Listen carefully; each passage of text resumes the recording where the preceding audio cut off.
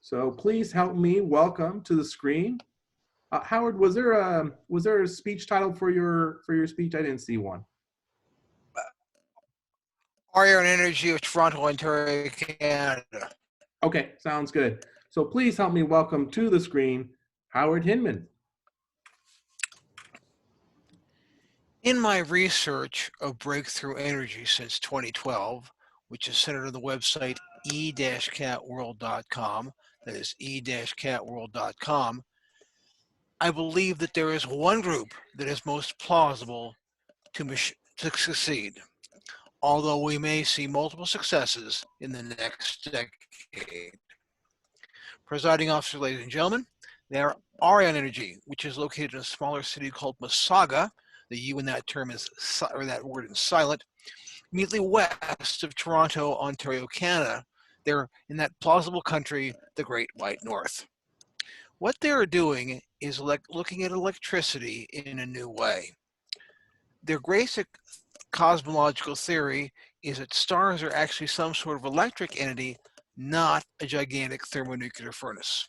This is development of what they call the electric universe model, or as their founder, Montgomery Childs, says, open quote, the Starfire project, or project in the proper Canadian pronunciation, if you plausibly speak Canadian.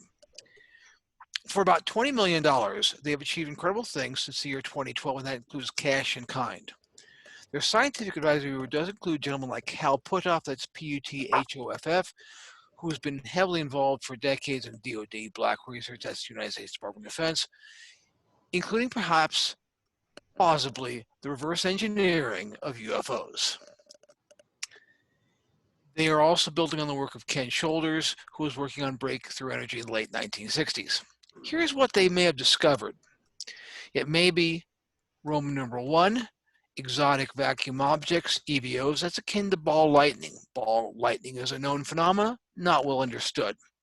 Roman numeral 2, low energy nuclear reaction or condensed matter nuclear science is called LENR, or the full name in the United States, Canada, Western Europe, Australia, New Zealand, and the other abbreviations CMNS is used in the Far East, into Asia, the former Soviet bloc.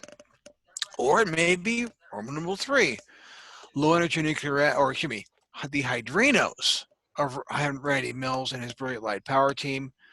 This group, I had in correspondence with Randy on Wednesday. They finished a 100-hour test, and I had emails correspondence with him when I congratulated him. He says they'll have major announcements coming shortly. That's why I think there may be multiple successes in breakthrough energy. It's plausible in the next decade. Here is why I think Aureon Energy will succeed. And their website for future reference is Aureon-C. I'll give it at least one more time later in this presentation. They are capital A, well-funded. B, they are talented, including a genius in fluid dynamics. Dr. Michael Claridge, who during part of his career worked at the now lost Arecibo radio astronomy facility there in Puerto Rico. They are very professional. That's C. There you can see this in their equipment and their videos. They're actually well documented. D, they're curious. And the most important one, and the one that has lessons for us as Toastmasters, indeed, and for anyone, they are willing to listen to others, including Bob Grenier of England, who may well be to this project what Leo Szilard was to the Manhattan Project, or to give it its former title, open quote, the Manhattan Engineering District, close quote. Leo Szilard had previously, in the late 1920s and early 1930s, jointly invented with Albert Einstein a refrigerator with no moving parts, only a heat source. The working fluids are water, ammonia, and butane. A few prototypes were constructed by Electrolux, a Swedish company. Their major brand in North America is, open quote, Frigidaire, close quote. In home appliances worldwide, they're number 2. Whirlpool is number 1.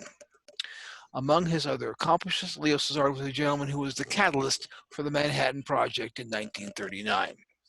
Leo Szilard was the man who drafted the August 2nd, 1939 letter to Franklin Delano Roosevelt that Albert Einstein signed. Leo Szilard drafted the letter, recruited other talented scientists like Edward Teller to edit it, had it contacted the White House to arrange a meeting with Franklin Delano Roosevelt to personally deliver it as signed by Albert Einstein. Pretty good accomplishment.